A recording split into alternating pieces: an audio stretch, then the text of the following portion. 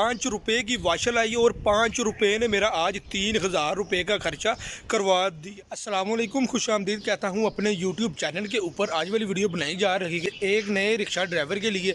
Video बनाने का मेरा मकसद ये होता है जो गलतियाँ मिस्टेक मैं कर रहा हूँ वो गलतियाँ आप लोग ना करें। ये गलतियाँ मिस्टेक वो बंदा करता है जो अभी इस लाइन में अभी नया नया आया है, जो एक नया रिक्शा ड्राइवर है।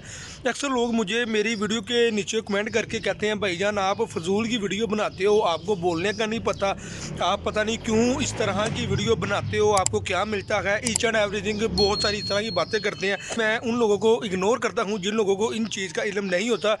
अक्सर लोग मेरी वीडियो को देख के लुत्फ़अंदाज भी होते हैं, उन लोगों को काफ़ी ज़्यादा इल्म भी हासिल होता है। अगर वो बंदा एक नया रिक्शा ले रखा है तो वो ये गलती ना करे। मैंने अपनी एक वीडियो बनाई थी, जो मैकेनिक लोग होते हैं वो एक नए रिक्शा ड्राइवर को देख के उनके उनके दिल दिमाग में एक बात आ जाती है, ये अभी बंदा नया नया आया है, जिस तरह से इसको पकड़ना है इसको पकड़ लो। सेम वही क्राइटेरिया, सेम वही तरीकाकार मेरे साथ पेश आया। लेकिन मैं अपना ऑटो अल्हम्दुलिल्लाह चला रखा था, मुझे अपने आगे व्हील से आवाज़ें आ रही थी, लेकिन मेरे दिल में एकदम से ख्याल आया, मैंने कहा यार शायद इसका आगे वाला बैरिंग टूट गया होगा। मेरे दिल में आया, मैंने मैकेनिक को जाके नहीं कहा, जो ऑटो मैकेनिक है मैंने उसको नहीं कहा, लेकिन ऑटो मैं अपना उसके पास ले गया। मैंने कहा यार इसके ना आगे से या पता नहीं कहाँ से आवाज़ आ रही है, आप ना काइंडली इसको चेक कर दो। उस बंदे ने इसको चेक किया, चेक करने के बाद कहता यार भाई इसका ना बैरिंग टूट गया हुआ, आपको ना ये बैरिंग इसका नया डलवाना पड़ेगा। मेरा एक दोस्त जाने वाला था, मैंने फिर उसके साथ रब्ता किया। मैंने उसको कहा यार मेरे आगे वाले ऑटो रिक्शे का ना बैरिंग टूट गया, मैंने वो लेना है, वो कहाँ से लूँ, कौन सा डलवाऊँ,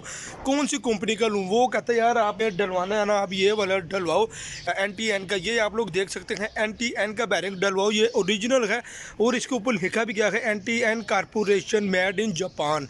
जी हाँ, ओरिजिनल होता है, जापान का होता है। इसकी लाइफ बहुत ज़्यादा होती है।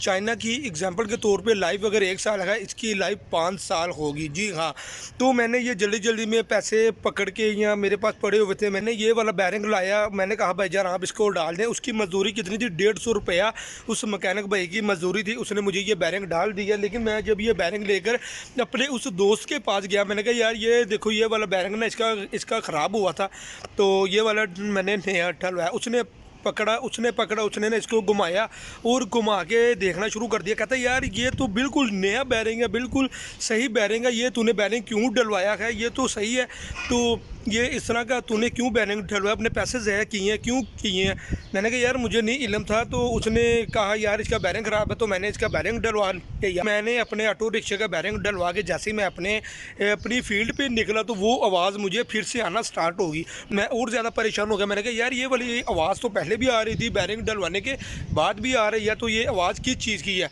ये वीडियो में आप लोग देख सकते हैं, आवाज़ इसकी गेयर की थी। गेयर की जो वाशल होती है वो टूटी हुई थी। वो वाली वाशल मेरी कितने की आई है, वो वाली वाशल मेरी सिर्फ़ और सिर्फ ₹5 की आई है। जी हाँ, ₹5 की वाशल आई और ₹5 ने मेरा आज 3000 रुपये का खर्चा करवा दिया है।